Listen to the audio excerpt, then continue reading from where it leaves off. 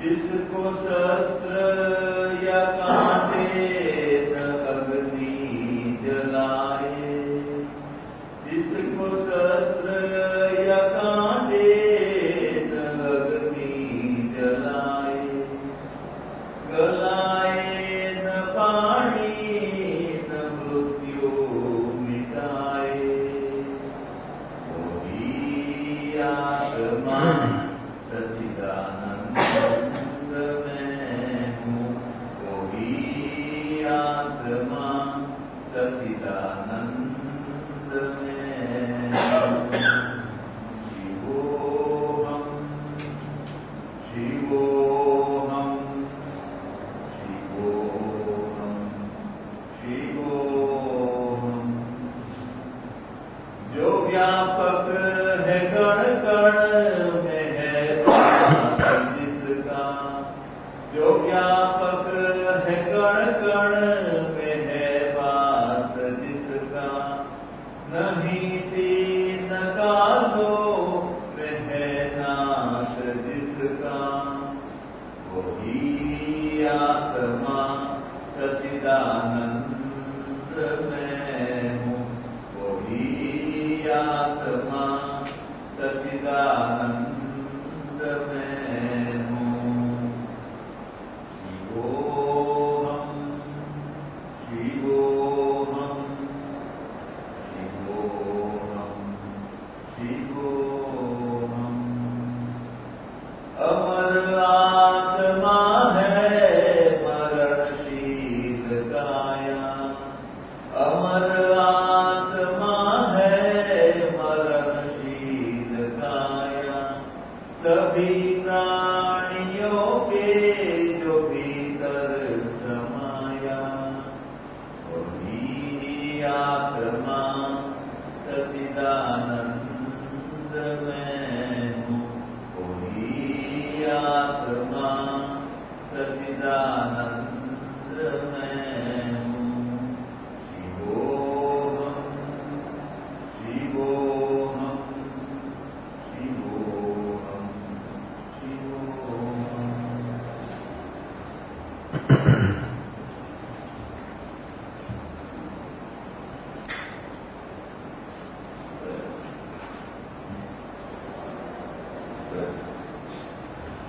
भगवती सूत्र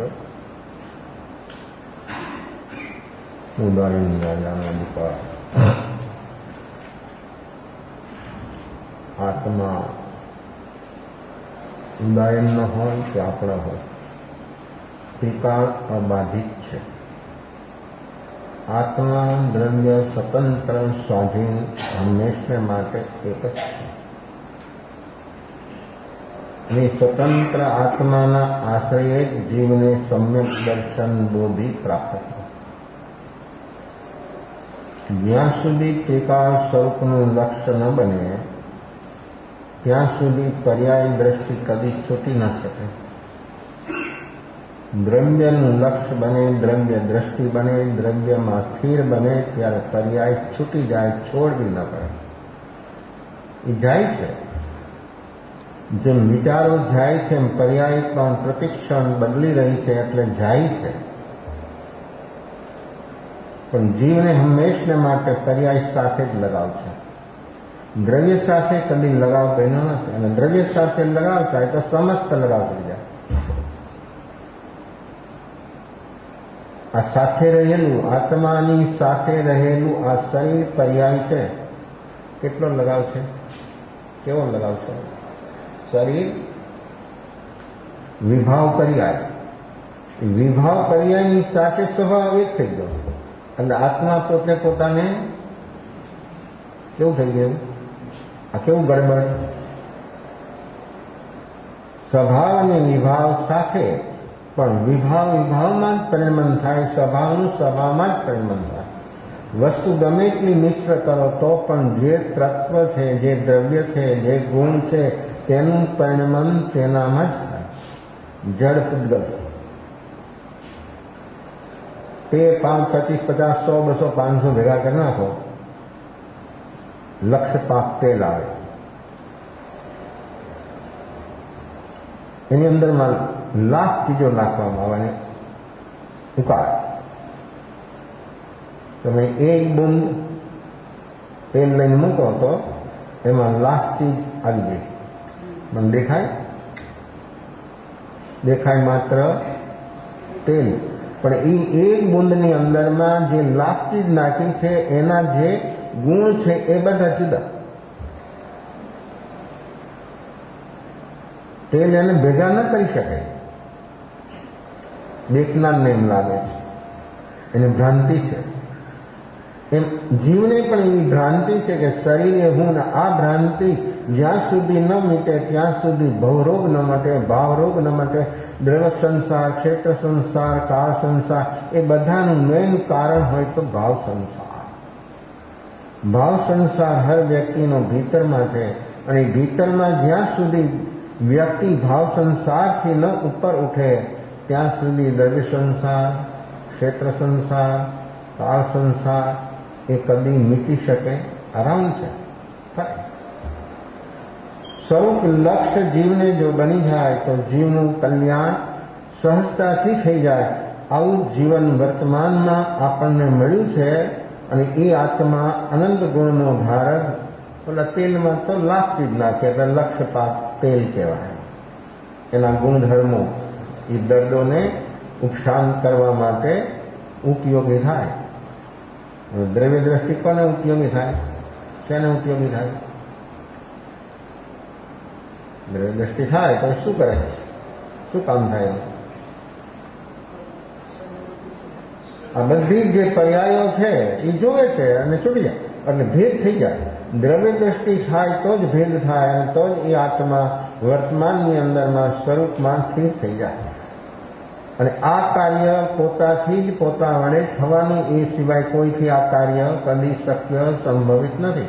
તો સમ્યક દર્શન જેને જલ્દી પ્રાપ્ત કરવું હોય એ દ્રવ્ય દ્રષ્ટિવાળો જીવ બની જાય, વર્તમાનમાં નિર્વિકલ્પ અવસ્થામાં સ્થિર થઈ જાય તો આ બધું કચરો સાફ થયા વગર રહી ન શકે.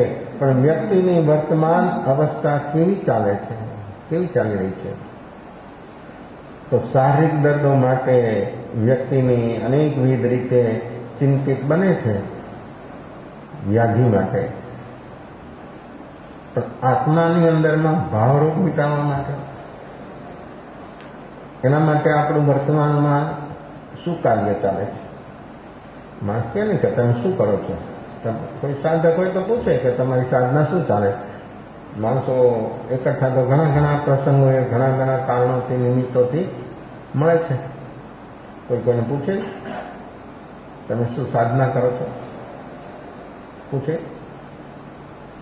આ નથી પૂછવા જેવું લાગતું. શું પૂછે? નવીન શું ચાલે છે? શું નવીન? આત્મા જેવું કોઈ નવીન નથી, બાકી બધું પુરાણું. કારણ કે જેનો કોઈ દિવસ અનુભવ થયો નથી, કોઈ દી જેનો કોઈ પણ અવસ્થામાં એનો સ્પર્શ પણ થયો તો એ નવીન છે. એ કોઈ દી પુરાણું નથી થતું પાછું. એ હર હાલતમાં નૂતન નવું જ. કારણ કે એની એક ક્ષણની એક જે સ્વભાવ પર્યાય બહાર આવે છે એ નૂતન જ છે. એ કોઈ દી વાસી ન બને. એ કોઈ દિવસ જે છે તે એવું અદ્ભુત અને અપૂર્વ નૂતન જીવનમાં અનુભવવું હોય તો વ્યક્તિ વર્તમાનમાં ત્રિકાળી સ્વભાવનો લક્ષ્ય બનાવે અને વર્તમાનમાં જો સ્થિર થઈ જાય નિર્વિકલ્પ અવસ્થામાં, તો આ આવું નવીન પ્રાપ્ત કરવા માટે વ્યક્તિની વર્તમાનમાં શું સાધના? જીવ શું કરે છે? આપણો સમય, શક્તિ, સાધન જે બધું છે એ પર્યાય માટે જ આપણે કેમ જાણે ન બધું જીવતા હોઈએ. જીવીએ છે પણ પર્યાય માટે જીવીએ છે. આત્મા માટે શું થાય? શું મળે? ઉપલબ્ધિ શું થાય? જેને આવી ઉપલબ્ધિ ભાવરોગ જો મિટાવવા હોય તો વ્યક્તિએ વર્તમાનમાં જાગવું જોઈએ. અને આવું જો જાગરણ જીવમાં પ્રગટી શકે તો એનું કામ શક્ય સંભવિત બની શકે, નહીંતર એનું કાર્ય કદી આ કાર્ય જેની થશે તેની જ્યારે થશે ત્યારે જેને થશે તેને વર્તમાનમાં થશે. અને વર્તમાન એવું અદ્ભુત છે, અપૂર્વ છે કે જે વર્તમાનમાં જીવે તે સ્વયંને અનુભવી શકે. ભૂતભાવીમાં રહે તે આશ્રવ છે, વિભાવ છે. અને એવા વિભાવરૂપ અવસ્થામાં જીવનું કોઈ પણ ભીતરની અવસ્થા કદી નિર્મલ બની શકતી નથી. વર્તમાનમાં જીવે તો બધી અવસ્થા નિર્મળ અને પવિત્ર એની બનાવી ન પડે. બનાવવાથી આ શક્ય જ નથી. બનાવવાથી શું બને? બનાવવું છે મારે, શું બનાવવું છે? વસ્તુ બનાવે તો મિશ્રણ કરે, બધું ભેગું અલગ અલગ હોય તો બધું અલગ એ વસ્તુને ભેગી કરી દે. પણ એના ગુણધર્મ ભેગા, જો ગુણધર્મ તો અલગ જ રહે. ગ્લાસ દૂધનો હોય અડધો, એમાં અડધો ગ્લાસ પાણી નાખી ગયો તો દેખનારને દૂધ જ લાગે ને. દૂધમાં નાખેલું પાણી કે પાણીમાં નાખેલું દૂધ, એ પાણી અલગ છે અને દૂધ અલગ છે. સાથે છે પણ છે બે. એ કોઈ દિવસ સાથે રહેવા છતાં એક થઈ શકે નહીં. બંનેના ગુણધર્મ અલગ, બેનો સ્વભાવ અલગ. એ વસ્તુ જ્યારે હંસની પાસે આવે ત્યારે એને મૂકે એની સામે તો દૂધ કેવી ખૂબી છે, કેવી એની વિશેષતા છે. દૂધ અંદરમાં જે પાણી છે, પાણી પડી જાય, દૂધ આવી જાય એના અંદરમાં, ત્યાં ખેંચી લે. આવું ભેદ જ્ઞાન વ્યક્તિને નિર્વિકલ્પ અવસ્થામાં થાય. બાકીનું બધું ફરી જાય, બધું પડ્યું રહે અને અંદરમાં જે તત્વ છે એ પકડાઈ જાય, એ અંદરમાં આવી જાય, એ અંદરમાં સમાઈ જાય અને વ્યક્તિની જે બહારની જે બધી અવસ્થાઓ છે એમ જ બહારમાં રહી જાય, છૂટી જાય. આ છે પરમહંસ. બોલે તો હંસ, આ પરમહંસ. હંસ શું કરે? નીર અલગ કરી દે, અલગ થઈ જાય. એમ પરમહંસ શું કરે?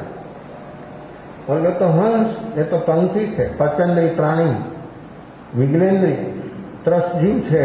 એ તો આ તો પરમહંસ. હવે આ પરમહંસની કેવી સત્તા છે, કેવી શક્તિ છે? એ દૂધ પાણી જો અલગ કરી શકે તો આ પરમહંસ શું કરી શકે? કેવી છે આ આત્માની નીચ સત્તા? અને એનો અનુભવ કરવો હોય તો વ્યક્તિએ વર્તમાનમાં કાર્ય શક્ય સંભવિત બને. મનના અનેક પડાવો છે અને મન અનેકવિધ વસ્તુઓ વચમાં લાવે અને વ્યક્તિને અનેકવિધ રીતે રૂકાવટ થાય. રામકૃષ્ણ એમનું નામ હતું ગદાધર. બચપનમાં છોટાખેડા ગામમાં એમનો જન્મ થયો. અભ્યાસ તો રમતમાં વધારે જીવનો રમત. જો બચપન કેટલું બધું કિંમતી છે. કોઈ ફિકર નહીં, કોઈ ચિંતા નહીં, કાંઈ જ નહીં. એ જીવન કેટલું નિષ્ફિકર અને કેટલું બધું સહજ સરળ. પણ એ જીવનની અંદરમાં એવી જે સરળતા છે, પણ એ સરળતા સમજ વગરની છે. બાળક હોય, કોઈ પણ બાળક હોય, બચ્ચું પ્રાણી જગતમાં, તો એ પણ મનુષ્યને પ્રિય લાગે. બાળકની નિર્દોષતા માણસને સ્પર્શે છે, એનાથી એ ગમે છે. કોઈ પણ પ્રાણીનું હોય કે મનુષ્યનું હોય, એ બાળક હંમેશા માટે બચ્ચું બધાને ગમે, કારણ એની નિર્દોષતા છે. આવી નિર્દોષતા જો માણસને સહજ જીવનમાં જો પ્રગટી જાય તો એ પરમાત્માને ગમવા મળી જાય અને પરમાત્મા એને ગમે. સહજ નિર્દોષતા, સહજ સરળતા જ્યારે જીવનમાં આવી જાય ત્યારે વ્યક્તિની આખી અવસ્થા બદલી જાય. બદલવી ન પડે તો એ બચપન ઘણું નિર્દોષ છે. સમજ આવે એટલે બધી વિકૃતિઓ આવવા માંડે. લોકો કહે કે સમજ આવી, મોટો થયો, આમ થયું, આવું બધું અંદરમાં આવવા માંડ્યું. પણ આવવા માંડ્યું શું? બધું વિકૃતિઓ. એટલી બધી વિકૃતિઓ એની અંદરમાં પ્રવેશી જાય અને પછી એની સહજ સરળતા જે છે એ બધી દૂર થઈ જાય. પછી વ્યક્તિ બીજાને કેવી લાગે? એ જ વ્યક્તિ છે. એની થોડીક ઉંમર બનતા એ વ્યક્તિ બધાને ગમવાને બદલે એનાથી દૂર ભાગવા માંડે. જેનામાં વધારે વિકૃતિઓ હોય, પ્રકૃતિઓની વિકૃતિઓ એટલી બધી વિષમ કે કોઈ એની બાજુમાં બેસવા તૈયાર ન થાય. કેમ? એના વાઇબ્રેશનો, એનો સ્પર્શ, એની બધી જ વાતો હોય ને, એ બધી અવસ્થાઓ એટલી બધી વિપરીત હોય કે વ્યક્તિની વર્તમાન અવસ્થા એને, હવે એમાં સાધક હોય તો એને જલ્દી ખબર થશે કે આટલી બધી એની વિપરીતતા, આના વાઇબ્રેશનો આટલા બધા, આટલા વિષમ વાઇબ્રેશનો, તો એની અંદરમાં કેટલી વિષમતા છે. આ બધી જ નેગેટિવ પ્રકૃતિઓ જીવની અંદરમાં કેવી કેવી કાર્યવાહી કરે છે એ એને પોતાને એની ખબર. બચપન બધાનું એવું સારું હોય છે. દરેક જીવનું બચપન બધાનું સારું જ હોય, પણ જેમ જેમ ઉંમર બનતી જાય એટલે એની અંદરમાં એ બધું બહારનું નથી લાવવાનું, એ બધું આવી જાય, પકડાઈ જાય અને અંદરમાં સ્ટોર થઈ જાય. તો એ બચપનથી એનામાં ભક્તિ હતી.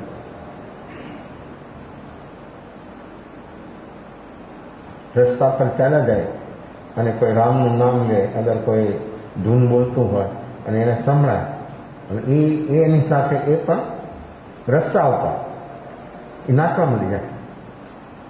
એને લોકોનો કોઈ ડર કે ભય કે લોકો શું કહેશે, ધર્મમાં એમ લાગે તમને, અને બહારમાં તમારે જે કાંઈ જો કરવું હોય તો તમે એના નિસ્પીકર હોય. નેગેટિવમાં તમારે જવું હોય તો તમે ત્યાં નિસ્પીકર હોય, ત્યાં તમને કોઈ ડર ભય લાગતો નથી. અને સ્વભાવની જ્યાં વાત આવે, આત્માની જ્યાં વાત આવે ત્યાં તમને એમ થાય કે આમ કેમ થાય, આ તો બધા અમારી હાંસી કરશે, મસ્કરી કરશે, આવું લાગે. એ નાચવા મળી જાય. આવી ભક્તિ અત્યારમાં. એટલે ભક્તિ કોઈ પણ નહીં, જ્યારે સ્પર્શે સહી અર્થમાં ભક્તિ, તો કેવી ભક્તિ હોય? મીરાની ભક્તિ, સહજોની ભક્તિ, દયાની ભક્તિ, લલ્લાની ભક્તિ, નરસિંહની ભક્તિ, કબીરની ભક્તિ, આ બધા અભણ માણસો. જેટલા જેટલા ભક્તો થઈ ગયા ભૂતકાળમાં અને વર્તમાનમાં, એવા ગામડામાં હજી પણ છે અભણ, પણ એની ભક્તિ કેવી હોય? કેવી ભક્તિ હોય?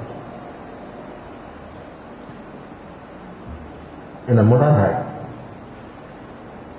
કલકત્તામાં રહેતા, વિદ્વાન હતા. હવે જાય છે ગામડે, એની માં કહે છે તો આને લેતો જા ત્યાં, અહીં રખડે છે, એ ભણતો નથી, કાંઈ નથી કરતો, તો એને ક્યાંય પણ લઈ જા અને કામે લગાડી દેજે. મા બાપનું લક્ષ્ય શું હોય? કામે લગાડી દેવાનું. ક્યાં કામે લગાડીએ? કામ અનેક પ્રકારના છે, પણ કયા કામમાં માણસો બાળકોને લગાડી દે છે? મા બાપ કે વાલીઓ એને ફરજ, હવે કેવી ફરજ હોય? ફરજ અનેક પ્રકારની છે, પણ એને સ્વભાવરૂપ ધર્મ તરફ લઈ જવા માટે, બાળકમાં એવા સંસ્કારો આપવા માટે મા બાપ, પણ મા બાપની એવી દ્રષ્ટિ હોય, મા બાપ એટલા તૈયાર હોય, એટલા સજાગ હોય, જાગૃત હોય, તો એ કામ એનામાં જ થયું હોય તો બાળકમાં એ વાતાવરણ આખું, એ આખું માહોલ ઘરનું કેવું હોય તો એને કેવું જ ન પડે, એ સહજ બની જાય. ઘરના વાતાવરણની અસર, એમાં બાળકો ઉપર અસર તો એટલી બધી ગહરી બને છે. બાળકો છે ને કાર્બન કોપી છે. મા બાપ એમ માનતા હોય કે આ તો હજી સમજતું નથી એટલે એને કંઈ ખબર નથી, એ જોવે, એ સાંભળે, પણ બધી કાર્બન કોપી થઈ જાય, એ બધું સેટ થઈ જાય એનામાં. માત્ર એની જેવી શક્તિ આવે બોલવાની, એ સીધું અંદરની અંદરમાં એ બધું જે અંદર સેટ થયું ને એ બધું બહાર આવવા માંડે. બાળકો કાર્બન કોપી બધું પકડી લે. એટલે બાળકોની સામે વ્યક્તિએ પોતાની પ્રકૃતિઓને થોડી સ્વસ્થ રાખવી જોઈએ, શાંત રાખવી જોઈએ. બાળકોની સામે જો માણસ વિકૃત બને તો એનામાં વિકૃતિ 100% આવે, બધી અસર થાય. આખા વાતાવરણની બધી જ અસરો કારણ કે નિર્દોષ છે અને જલ્દી પકડે, એનામાં જલ્દી પકડાય, અને પકડાણું અને અંદરમાં પહોંચી ગયો કોન્શિયસ મનમાં, પછી એમાંથી તમે ગમે એટલા પ્રયાસ કરો ને બહાર ન, એમાં વિકૃતિનો ગુણાકાર થાય. એટલે મા બાપની જવાબદારી ઘણી છે. ગ્રસ્ત ધર્મમાં જોડાવું સમજ વગર, અને બાળકો પેદા થાય સમજ વગર, એના સંસ્કાર, એ સંસ્કૃતિ, એ શું બને, એ શું થાય એનું? જ્યાં સુધી વ્યક્તિની આવી સમજ નથી, સહી સમજ ન હોય ત્યાં સુધી ગ્રસ્ત ધર્મમાં જોડાવું અને બાળકો અહીં પોતામાં સંસ્કાર નથી, બાળકોની અંદરમાં શું સંસ્કાર આવે, શું થાય? એ આવે છે કલકત્તા, ગંગાની સામે પાસ રાણી રાસમણીએ એક બહુ સરસ મજાનું મંદિર બનાવ્યું, જાહેરાત આપી પૂજારી માટે. તો બ્રાહ્મણો વિરોધ કર્યો કે આ અછૂતબાઈ છે, એનું બનાવેલું મંદિર, એમાં બ્રાહ્મણ પૂજારી ના રહેશે. જો અછૂત અછૂતના ભાવો હતા છે અને રહેવાના. આ બહારની જેટલી જેટલી માન્યતાઓ માણસમાં છે, એ માન્યતાઓમાંથી માણસ બહાર ના આવે ત્યાં સુધી આવા ભાવો હંમેશા માટે રહેવાના જ છે. એના ભાઈએ બીજી જાહેરાત હતી કે આની વિધિ થાય તો બધું શક્ય સંભવિત બની શકે છે. એની વિધિ કરાવી અને જે કાંઈ હતું એ બધું દૂર થયું અને પૂજારી તરીકે રામ ગદાધરને નિયુક્ત કરે છે મંદિરમાં. પગાર કેટલો? ₹1, મહિનાનો ₹1 પગાર. ગ્રાઉન્ડમાં એક રૂમ બનાવેલી, એમાં એને રહેવાનું ને પૂજા કરવાની. આને તો ભાવતું ભોજન મળી ગયું. જે ભક્તિમાં એનો રંગ રુચિ રસ જે હતો, માની ભક્તિ વધવા,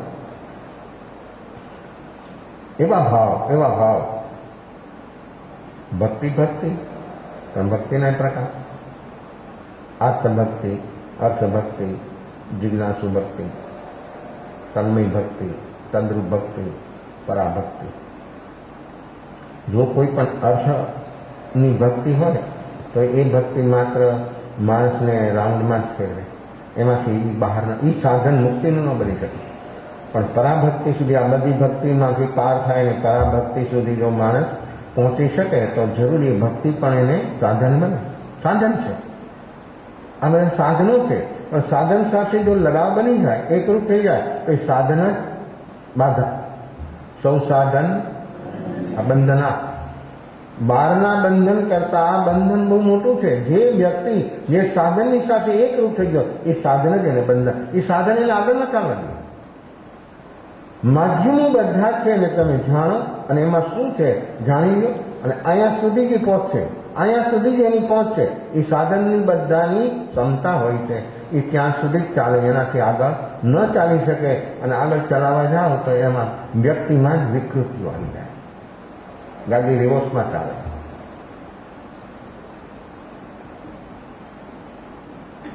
કોઈ વાર નાચવા મળી જાય પૂજા કરતા કરતા, કોઈ વાર હસવા મળી જાય, કોઈ વાર રોવા મળી જાય, અને જે ફૂલ હોય એ પોલે પેલા પોતાના માથા પર મૂકે અને પછી પ્રતિમા પર મૂકે. થાળ ધરાવે તો પેલા બધું પોતે ચાખી લે અને પછી ધરાવે. દર્શનાર્થીઓ આવતા એને વિક્ષેપ થવા માંડ્યો કે આ પૂજારી કાંઈ બરાબર નથી, આપણને વિક્ષેપ થાય છે. ટ્રસ્ટીઓ પાસે એની ફરિયાદ ગઈ. ટ્રસ્ટી સાંભળીને જોવા માટે આવે એક દિવસે, અને એવી ભક્તિનો નાખતા હતા. એક કલાકમાં પૂજા કરી લઈએ ને, 2 કલાક થાય, 3 કલાક થાય, 5 કલાકે થાય, એવી એની અવસ્થા હતી. જે બધું માણસને જલ્દી કરવું આવ્યું ને, ત્યાં બધું રૂટીન હોય, અને રૂટીન જ્યાં હોય ત્યાં મન ન હોય. કોઈ પણ વસ્તુનું રૂટીન આવ્યું એમાં મન નહીં હોય, અને મન જેમાં ન હોય એમાં શુદ્ધ ભાવ હોવો પણ કઠિન છે. તો પછી સ્વભાવરૂપ ધર્મ સુધી પહોંચવું એ સાધનથી, એ માધ્યમથી કદી શક્ય નથી. કોઈ પણ ચીજ રૂટીનમાં આવી ગઈ, એમાં મન ન હોય. આવું કાર્યનું ચાલે, દ્રષ્ટિ આવીને જોયું, દ્રષ્ટિ બોલાવે છે કે તમે આ રીતે કરો છો ભક્તિ, ઘણું સારું છે, પણ દર્શનાર્થીઓ છે અને બધાને વિક્ષેપ થાય છે, માટે તમારી સાથે એક બીજા પૂજારી રાખી દઈએ. તો આ મારે કાંઈ રહેવું નથી કે તમે રાખો બીજાને, હું તો મારી રીતે જ પૂજા કરીશ, હું મારી રીતે જ ભક્તિ કરીશ, તમે કેમ નહીં કરો? તો મારે કંઈ લેવું નથી, મને કોઈ જરૂર નથી. હું ભક્તિ કરીશ, મારી રીતે કરીશ. હું જે કરીશ તે બધું મારી રીતે કરીશ. મારી મા પણ મને જમાડે તો બધું મને ચાખીને આપે, તો હું મારી માને જમાડું તો ચાખ્યા વગર આપું? એ કેવું બન્યું છે, શું છે એમાં? આ જેવું તેવું આપી દેવાય? કેવો ભાવ? કશી કે કર્યો તમે પણ કે ના, હું મારી રીતે જ કામ કરીશ. તમે કહેશો હું કોઈ દિવસ નહીં કરું કામ. અને હકીકતમાં તો એમ જ હતી વાત. આનો કંઈ પગારનું કોઈ લક્ષ્ય નહોતું. પૂજારી ભાડુતી જ હોય, દરેક મંદિરમાં પૂજારી ભાડુત હોય. એનું લક્ષ્ય માત્ર મહિનાની તારીખનું હોય.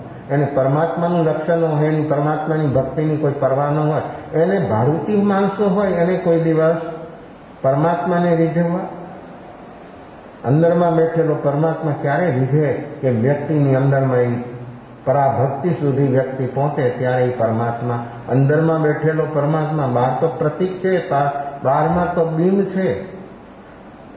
એ પ્રતિબિંબથી અંદરમાં બિંબ જ્યારે ઊભું થાય છે ત્યારે વ્યક્તિની કેવી અવસ્થાઓ બને એ વ્યક્તિ કદી જોઈ શકતી નથી. કરે છે કામ, ખૂબ ચાલે છે એનું. એટલી ભક્તિ વધી તોતાપુરી આવે છે.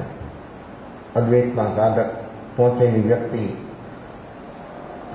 રામકૃષ્ણ મંદિરથી બહાર આવે છે અને અંદરમાં જઈ રહ્યા છે. બેયનું મિલન થયું ગેટમાં. કોઈને ઓળખતા નથી, કોઈને કોઈનું નામ આવડતું નથી. અને તોતાપુરી એને સામેથી કહે છે, ક્યાં કુછ પાણી કા હૈ? ये तो पानी का तो है लेकिन पा नहीं सकता. तो कैसी पागलपन की बात कर रहे हैं? पाना है और नहीं पाता. आप लोग भी बोलते कि सम्यक दर्शन पाना है लेकिन पा नहीं सकता. क्या पागलपन की बात है? पानी का हो तो नहीं पा सकता. बोलते हैं लेकिन उसके अनुरूप अपनी वर्तमान अवस्था नहीं है तो कैसे होगा काम? उसके अनुरूप जो अपनी वर्तमान अवस्था, अपनी प्रणति जो हो तो काम हो ही जाता है. तो बेटा आंख बंद किया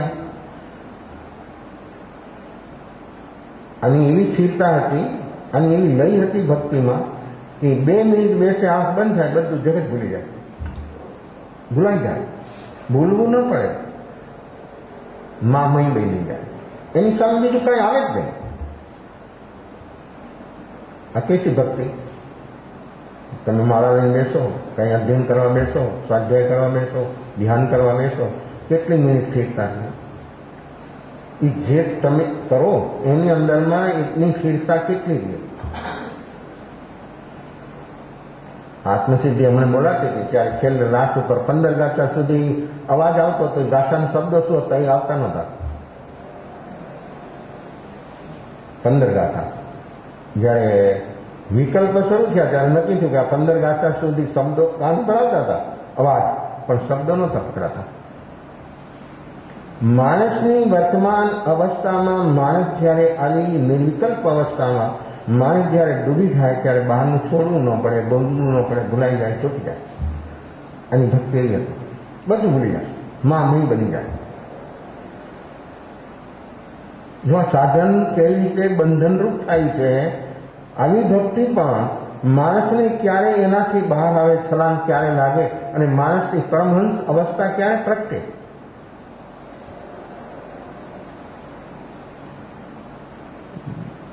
બે જ મિનિટની અંદરમાં બધું ગાયબ થઈ જાય. रामकृष्ण कीधु तोतापुरी ये बात बराबर नहीं है। एक तेरा पड़ाव है, ये पड़ाव से ऊपर उठना पड़ेगा। तू जिसको मानता उसको दो टुकड़ा करना पड़ेगा। कैसे होगा? कैसे हो सकता है? व्यक्ति जिसकी ओर एक रूप हो गया उसकी उसी से ऊपर उठना संभवित है, पड़ाव है।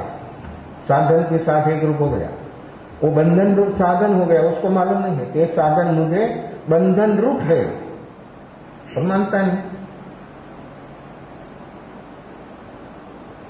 मैं 3 दिन रुकने वाला हूं, काम करना हो तो कर ले, नहीं तो मैं यहां रुकने वाला नहीं हूं।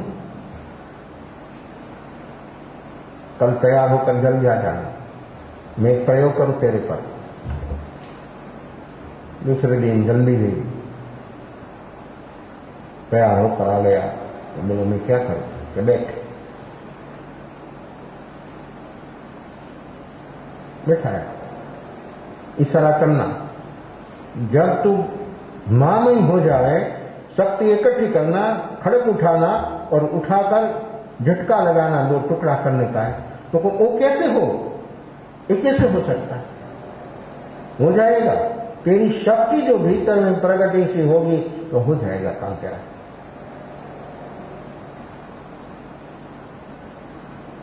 तोतापुरी एक छुरी जेवा काचनो टुकड़ो लઈને ઊભા હતા।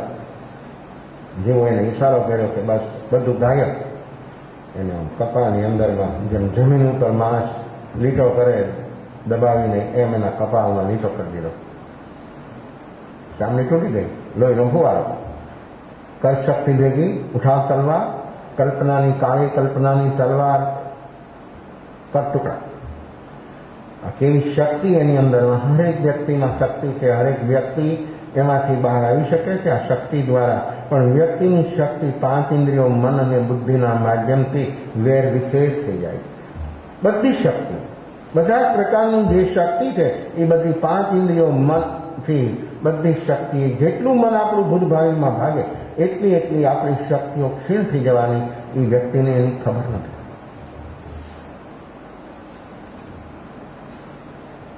डूबी गया भीतर, ललाट से लोही जा रहा था खून, उसकी कोई परवाह नहीं थी, उसको देखा ही नहीं था, आंख बंद थी। तोता भाई बैठ गया, देखा, बैठा बैठा 7 दिन तक बैठा रहा ऐसे, नहीं खाया नहीं पिया नहीं उठा नहीं बैठा नहीं कुछ नहीं, शरीर की सब क्रिया हुआ 7 दिन तक। चौथा पुरुष को बाल लाया, हिलाया, लाया बाहर। जब बाहर आया, मन्ना तल पर जब तब रोने लग गया, छोटे बच्चे की तरह रोने लग गया। भगवान कहाँ भीतर का जगत और कहाँ बाहर का जगत, मुझे बाहर किस लिए लाया? अभी तक मैंने भीतर का जगत देखा नहीं था, भीतर क्या है मुझे मालूम नहीं था। मैं क्या शब्द बोलूं? कुछ बोलना नहीं है। तुमको जो अनुभव हुआ तुमको मालूम हुआ नहीं। अभी तक तू क्या मानता था और अभी क्या है तू देख, तेरा ही अनुभव है कि अभी तक तू जहां तक बाहर में था तहां तक तू ऐसा ही बोलता था कि मामई जगत है लेकिन दूसरा कुछ नहीं है। लेकिन अब जब तुम भीतर में डूबा और उसके पार में उस साधन से जब तू ऊपर उठा, तब तुमको मालूम हुआ कि भीतर क्या है, भीतर में क्या चीज है और कैसी चीज है।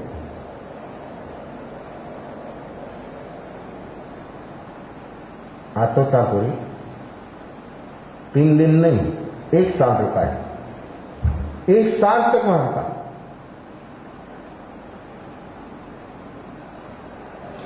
अब क्या प्रयोग किया उसने? बाया लोग जो तिलक करते हैं, तिलक की जगह बाया लोग ने बदल दिया।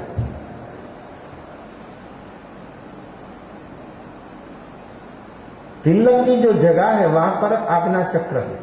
तिलक करने का प्रयोग किया है, किस लिए लोग करते हैं? वो भी आर्टिफिशियल। चंदन का तिलक करना, आज्ञा चक्र पर करना, किस लिए करना? वहां पर आज्ञा चक्र है। मेरा आज्ञा चक्र सक्रिय हुआ कि नहीं हुआ, इस सौभाग्य चिन्ह मात्र नहीं, परम सौभाग्य प्राप्त करना है। सौभाग्य तो कभी भी खंडित हो सकता है, परम सौभाग्य जिसको प्राप्त करना हो उसको आज्ञा चक्र जिसका सक्रिय हो, वो व्यक्ति का कभी भी वियोग नहीं होता और व्यक्ति के भीतर में जो बैठा है परम चेतन भगवान आत्मा, उसका उसको मिलन हो जाता है। परम सौभाग्य, सौभाग्य नहीं। वो तो जो मिलना हुआ एक दफा अलग होना ही वाला है, वो तो निश्चित है। लेकिन व्यक्ति को परम सौभाग्य का लक्ष्य कभी हुआ नहीं। और परम सौभाग्य मेरा क्या है, जहां तक आत्म तत्व तक नहीं पहुंच पाएगा तहां तक परम सौभाग्य प्राप्त होना कभी संभव नहीं। ये आज्ञा चक्र उसका सक्रिय बना दिया, शक्तिपात का प्रयोग आज्ञा चक्र सक्रिय कर दिया, डुबा अनुभव हो गया। ये अनुभव की बात तो रामकृष्ण मिल गया। रामकृष्ण परमहंस, हंस दूध और पानी अलग करता है। परमहंस आत्मा और शरीर का अलग अनुभव होता है, उसको बोला जाता है परमहंस। हर आत्मा ऐसा परमहंस हो सकता है, लेकिन परमहंस होने के लिए व्यक्ति की रुचि कितनी है, कैसी रुचि है, किस प्रकार की रुचि है। एक कुनकुनाई अवस्था में कोई पता नहीं लगेगा। जहां तक व्यक्ति जागेगा नहीं तहां तक उसका काम होना कभी संभवित नहीं। ऐसा रूटीन में जीता है व्यक्ति, तहां तक काम भी नहीं होगा। ऐसी मान्यताओं में, आदतों में जीता हुआ व्यक्ति को आत्मा का अनुभव करना हो तो व्यक्ति को भीतर में जागना पड़ेगा। ऐसा जागरण, ऐसा साक्षी भाव, एक जागरण साक्षी भाव की पहुंच अत्र तत्र सर्वत्र। कोई ऐसी जगह नहीं है, कोई ऐसी घटना नहीं है, कोई ऐसी बात नहीं है कि जहां पर साक्षी भाव नहीं पहुंच पाता। लेकिन साक्षी भाव जिसके भीतर में हो तो, साक्षी भाव नहीं हो तो व्यक्ति मूर्छित है, व्यक्ति कोमा में है। व्यक्ति कोमा में क्या पाता है, जीता है, शरीर श्वासोच्छ्वास चलता है, शरीर की क्रिया चलती है, लेकिन आत्मा की अवस्था क्या है। ये अपनी अवस्था का अनुभव जो करना हो तो व्यक्ति को एक कार्य करना है। एक कार्य करने के लिए व्यक्ति इतनी शक्ति उसके पास हो, लेकिन हिम्मत होना, ये छूट जाएगा तो ऐसा हो जाएगा, कुछ नहीं होता। तो साधन भी व्यक्ति को बाधक होता है। सौ साधन बंधन थया रहो न कोई उपाय। सत्साधन क्या है, साधन तो लिया अपनाया, सत्साधन क्या है। इस साधन से सत्साधन तक पहुंचना है, लेकिन सत्साधन तक नहीं पहुंचेगा तो ये साधन ही बंधन, वो व्यक्ति को मालूम नहीं है और व्यक्ति वहां पर रुक गया तो व्यक्ति को काम होना कभी संभवित नहीं। ये रामकृष्ण में इतनी भक्ति भी उसका पड़ाव था, वो साधन में एक रूप हो गया था। उसकी भ्रांति हो गई थी कि मैं आमने सामने बात कर रहा हूं, ये मन कैसा है। अपना मन और रुचि जहां होती है वहां मन स्थिर हो जाता, करना नहीं होता। मन तो हर व्यक्ति का स्थिर हो जाता है, जहां जहां रस रुचि है, बच्चे से बूढ़े तक। लेकिन रस रुचि न हो तो इसी जगह पर गया तो मन शरीर बैठेगा, मन तो भूत भावी में भागेगा। मांस की रुचि, मन की रुचि जहां वहां ऐसा हो जाएगा। लेकिन जब तक व्यक्ति मन के तल पर, इसलिए निर्विकल्प होना है। मन की रुचि है काम बाहर, उसको अनुभव क्या है बाहर का, उद्गल का, पदार्थ का। इसलिए तो टच होते ही मालूम हो जाता है। शब्द आया, कुछ देखा, कुछ सुना, कुछ चखा, कुछ छुआ, एक क्षण में वो बोल देता कि ऐसा नहीं, ऐसा नहीं, ऐसा, ये अच्छा है बुरा। एक क्षण में मूल्यांकन हो जाता है। ये मन की अवस्था है और मन और राग द्वेष एक है, इसलिए उपयोग उसके साथ एक रूप होने से उपयोग अज्ञान हो गया।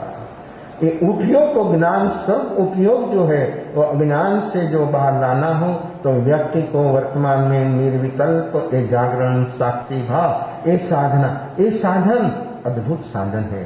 सब साधनों से पार ले जाता है और जागरण साक्षी भाव जिसके भीतर प्रकट हो गया उसकी अवस्था कैसी बन जाती है, कैसी हो जाती है। करना नहीं होता है और करने से तो ही होगा, शुभ और अशुभ तीसरा आएगा ही नहीं। आप आज समझे, कल समझे, कभी भी समझे, लेकिन व्यक्ति को साधनों से भी पार जाना पड़ेगा। तोतापुरी 1 साल तक रुका वहां, उसी साल इसी एक दूसरों की ज्ञान गोष्ठी। जब दक्षिणेश्वर छोड़ा रामकृष्ण, उसको बाहर पहुंचाने के लिए गया, दोनों बेटे। तोतापुरी बोला कि सारा हिंदुस्तान मैंने घूम लिया, तेरा जैसा एक भी साधक मुझे नहीं मिला। करोड़ों में कोई होता है। ये सद्भाग्य सभी का नहीं होता है। मनुष्य है, हो सकता है मनुष्य है, लेकिन ऐसी रुचि, ऐसी भावना व्यक्ति के भीतर में जहां तक नहीं होती है, तहां तक एक काम होना कैसे हो सकता है? दोनों एक दूसरों से अनजान होने पर भी तोतापुरी डायरेक्ट टूट गया। क्या कुछ पाने का? कैसे मालूम हो गया? उसकी तैयारी कैसी, उसकी भावना कैसी, लेकिन ये रुक गया था। एक साधक रुक गया था, एक माध्यम में रुक गया था, उसी से ऊपर उठाने के लिए कोई नहीं तैयार था, और किसी को मालूम भी नहीं था कि कैसे हो, किसी तरह से क्या है, उसका उपाय क्या है, वो भी किसी को मालूम तो जो पहुंचा हुआ हो उसको होता है। रास्ता तो उसको जानता है जो पहुंचा हो, रास्ते से वो जो पास हुआ है उसको मालूम है कि यहाँ जाओ ऐसा आएगा, यहाँ जाओ ऐसा आएगा, ऐसा ऐसा है। लेकिन ये मन, अपना मन, ये अपना मन की जो सारी अवस्थाएं है, ये अवस्था से हम जहाँ तक ऊपर नहीं उठेंगे तहाँ तक अपना काम, निजी काम होना ये कभी संभवित नहीं है। तो हमको हमारा कार्य, आत्मा का कार्य, ये दुखों का कारण जो मिटाना हो, तो वर्तमान में हमको जीना है, और वर्तमान में जो व्यक्ति ठहरेगा और सचमुच उसका काम किसी जरूरत से होगा, उसमें आपका मन भी, जो मन की गति है लिमिटेड है, 1 सेकंड में 22 लाख किलोमीटर, लेकिन उपयोग अलग हुआ तो इसकी गति, इसकी पहुंच, एक क्षण, सिर्फ एक क्षण, एक क्षण में उपयोग लगा तो सारा शास्त्र में उपयोग ढूंढ लेता है एक क्षण में। शास्त्र तो छोटा है, अपने पास आत्मा में कितना ज्ञान है तो देख, एक बाहर में जो कुछ है वो सब लिमिटेड है। शास्त्र बोलो के बाहर में वस्तु, व्यक्ति बोलो, सब लिमिटेड है, लेकिन आत्मा में जो जो चीज है वो सब अनंत है।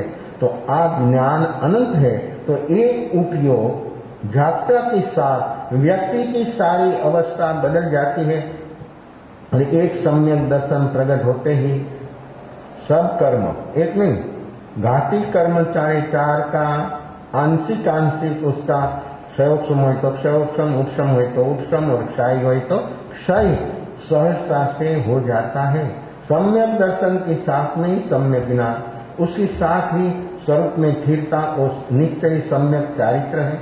स्वरूप में स्थिरता, स्वरूप रमणता वही चारित्र है। यम, प्रतिज्ञा, यूनिफॉर्म और सब व्यवहार है। प्रतिज्ञा जो है वो सब व्यवहार है। निश्चय तो निज स्वरूप में स्थिर और निज स्वरूप में रमणता, वो निश्चय चारित्र है। ऐसा स्वभाव रमणता रूप चारित्र जब सम्यक दर्शन के बिना कभी होता नहीं, और सम्यक दर्शन हो तो सम्यक ज्ञान, सम्यक दर्शन सम्यक ज्ञान हो तो सम्यक चारित्र। तो ये रत्नत्रय तभी होता है सम्यक दर्शन हो तो। सम्यक दर्शन के बिना मुक्ति नहीं, सम्यक दर्शन के बिना निजरा नहीं, सम्यक दर्शन के बिना स्वभाव में प्रवेश कभी संभवित नहीं। क्षेत्र कोई भी हो, काल कोई भी हो, कुछ भी निमित्त हो, लेकिन व्यक्ति जहाँ तक बोधि पाएगा नहीं, बोधि मिलेगा नहीं, तहाँ तक व्यक्ति हरदम बाहर में परिधि पर घूम रहा है। उसी से जो केंद्र में आना हो तो ये सम्यक दर्शन, ये बोधि है। ऐसा प्राप्त करने के लिए व्यक्ति वर्तमान में ऐसा खीर नीर अलग कर दे। एक शरीर और आत्मा कैसे हो? हंस तो पंखी है, हम तो मनुष्य है, वो भी संगी है, हम भी संगी, लेकिन ये मनुष्य में कितनी शक्ति है, वो खीर नीर अलग कर देता है। या आत्मा और शरीर अलग अनुभव में आ जाता है। ऐसा अनुभव करने की शक्ति, क्षमता ये सब मनुष्य में है, दूसरा कोई प्राणी में नहीं है। तो ऐसा अपने को अवसर मिला है, ऐसा अनुभव करने का कितना अद्भुत अवसर, समय, शक्ति सब कुछ अपने पास अनुकूल होने पर भी व्यक्ति थोड़ी रुचि बढ़ा रहे हैं। लगन, रुचि जो व्यक्ति में बनेगी तो सचमुच ये आत्मा, हमारी आत्मा परमहंस हो जाएगी। तो आत्मा और शरीर का अनुभव अलग हो जाएगा। ऐसा अनुभव करने के लिए हर व्यक्ति वर्तमान में थोड़ा थोड़ा, और आप लोगों ने सूत्र बनाया ना, आप लोगों का सूत्र है धर्म में धीरे धीरे, नेगेटिव में छलांग, निमित्त आया तब क्या हाल होता है? कोई भी निमित्त आया आपके सामने तो अपना मन तभी वैसा बोलता कि ना धीरे धीरे क्रोध करना। कोई बीमार है व्यक्ति, अस्वस्थ है शरीर से, और कोई निमित्त आया, ऐसी शरीर की हालत है कि उसको जो बैठा होना हो तो थोड़ा हाथ देना पड़ता है। लेकिन जब उसका निमित्त आया और उससे भीतर में ऐसा आवेश प्रकट होता है तो व्यक्ति खड़ा हो जाता है। कैसे हो गया? इतना कमजोर शरीर होने पर भी व्यक्ति के भीतर में एक प्रकार की एक क्रोध व्यक्ति को कैसा बना देता है? हर व्यक्ति का अनुभव है कैसा होता है? एक क्रोध आते ही तीनों योग बदल जाते हैं, मन वाणी शरीर तीनों बदल जाते हैं। उपयोग तो अज्ञान रूप है, गाढ़ा होता है, गुणाकार होता है अज्ञान का। ऐसे से निमित्त पाकर अपनी जो ऐसी अवस्था होती है तब अज्ञान इतना दृढ़ होता है, इतना गाढ़ होता है, इतना मजबूत होता है। अंधकार तो अंधकार है, लेकिन अंधकार मध्य रात्रि का अंधकार, पिछली रात का अंधकार, फिर 4 बजे का अंधकार, 6 बजे का अंधकार, दिवस उगते हैं जहां तक उगा नहीं, बाहर नहीं आया तहां तक अंधकार, लेकिन सूर्य बाहर आते हैं तो अंधकार अंधकार है, लेकिन अंधकार में भी कितनी तारतम्यता। तो अपने अज्ञान रूप अंधकार हम कैसा बढ़ाते हैं, कितना गाढ़ बनाते हैं। निमित्त आया, एक रूप हुआ, अज्ञान गाढ़ हो गया। दर्शन मुंह इतना दृढ़ हुआ और अज्ञान इतना बढ़ा कि जिसकी कोई सीमा नहीं। ऐसी अवस्था अपनी जहां तक रहेगी निमित्तों के साथ एक रूप, तहां तक व्यक्ति कभी भी बाहर आना ये संभवित नहीं है। तो हमको ये जागरण बताएगा, ये साक्षी भाव जागरण में देखना मेरे मन में क्या हो रहा है। साक्षी भाव ने फील नहीं होना, कोई भी घटना घटी फील नहीं हुआ, वो क्षण कैसी होती है? कोई भी घटना घटी आपके सामने, अनुकूल प्रतिकूल जो कुछ आया और आपको फील नहीं हुआ, क्या होता है? वो समय कैसा आता है? वो समय कोई भी संयोग में कोई भी उपाय से व्यक्ति को मिलता है। इसी क्षण आती है, कोई उपाय करो आप, कोई घूमने जाओ, कोई हरने फरने जाओ, कोई भी जगह पर जाओ, लेकिन वर्तमान निर्विकल्प आप हुआ। इसी क्षण आपको बाहर के जगत में कभी आएगी, मिलेगी? निमित्त आया और व्यक्ति को फील नहीं हुआ, क्या होता है? कैसा होता है काम? कैसा पुरुषार्थ है? हर हालत में होता है, हर संयोग में होता है, कोई भी जगह पर हो आप, लेकिन व्यक्ति के भीतर में जागरण हो इतना बलवान, ऐसा साक्षी भाव हो तो व्यक्ति को क्या होता है? इस फील नहीं हुआ, उस समय पर क्या होता है? इसी तरह अनंतानुबंधी बहुत गाढ़ा है, बहुत ऐसा है, बहुत ऐसा है, बोलने से भाई वो दूर होने वाला, वो बढ़ने वाला है। लेकिन जागरण साक्षी भाव प्रकट होते ही जितना बलवान है इतना ही बिखर जाएगा और आपको महसूस होगा। एक उधार बात नहीं है। जिसके भीतर में निर्विकल्प अवस्था वर्तमान में जो व्यक्ति ठहर गया, उसको ये अनुभव उसके सामने होगा कि हाँ कुछ जा रहा है। ऐसा एक व्यक्ति की अवस्था बनेगी कि व्यक्ति कितना निर्मल हो जाएगा, कितना पवित्र हो जाएगा। एक परिणाम, ऐसी अवस्था में कर्म की कोई हैसियत नहीं है। जहां तक आत्मा नहीं जागा है तहां तक एक कर्म का साम्राज्य है। जब आत्मा जागती है तब कर्म रह नहीं सकता। शेर जब शिकार करता है, शिकार कर पानी पीकर सो जाता है, बस इसी गहरी नींद में वो चला जाता है कि एक छलांग तक उसका नश्वर का आवाज सुन रहा था। उस समय पर उसके शरीर पर चूहा खरगोश खेलते, तो भी उसकी नींद, व्यक्ति गहरी नींद में हो तो मच्छर काटता है तो नहीं नींद खुलती। ऐसे वो ऐसा सो जाता है उसकी नींद नहीं खुलती। उसको जहां तक भूख नहीं लगेगी तहां तक सोता रहेगा। फिर वो जब जागा फिर वो क्या होता है? सोया सिंह को उठाए तो क्या होता है? सो गया सिंह, से, और उसको कोई उठाए तो, जगाए तो, जगाने वाला का क्या भाई काम, फैसला। अपना आत्मा, अपनी आत्मा जहां तक नहीं जागी है तहां तक ये चूहा जैसा, ये कर्म, कर्म कैसा है, कर्म है कैसा है, चूहा जैसा। जो नहीं जागेगा नहीं तो धीरे धीरे धीरे धीरे धीरे कर कर अंदर घुस जाएगा, आपको मालूम भी नहीं होगा कि एक एक प्रकृति चूहा से भी बदतर है।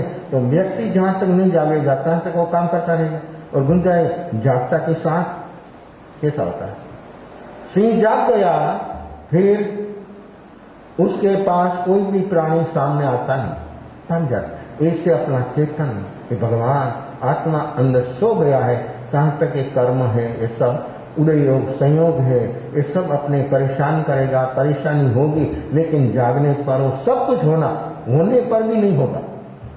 होता है तो भी उसको कोई असर तो कभी होती ना, फील नहीं होता। कोई भी घटना घटे, शरीर में घटे, बाहर में घटे, जागरण इतना तेज है, साक्षी भाव इतना बलवान है, तो व्यक्ति को उस समय कर्म होने वाला था, साक्षी भाव से जो पुरुषार्थ कैसा है, नया हुआ नहीं, पूरा खत्म।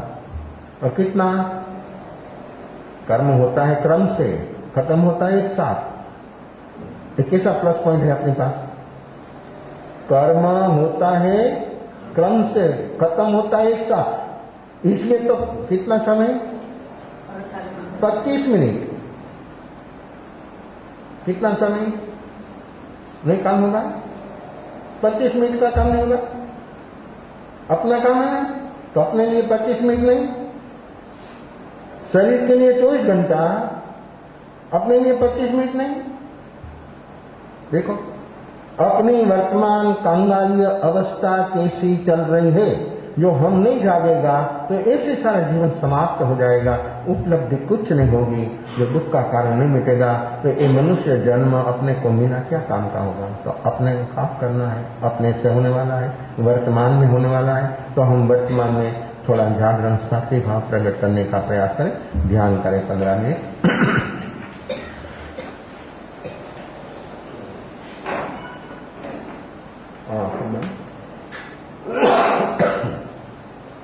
आंख बंद, मोरू बंद, कमर और गर्दन से कटा लेकर शरीर और मन स्वस्थ बना देना। मन और शरीर में कोई तनाव टेंशन न रहे, शरीर और मन रिलैक्स कर देना, बिल्कुल पोचा छोड़ देना। नख से शरीर में कोई तनाव टेंशन न रहे, मन और शरीर बिल्कुल पोछा छोड़ दे। सहज चलता हुआ श्वासोश्वास लेने के समय नासिका के द्वार पर ठंडा महसूस होना, छोड़ने के समय गरम महसूस होना।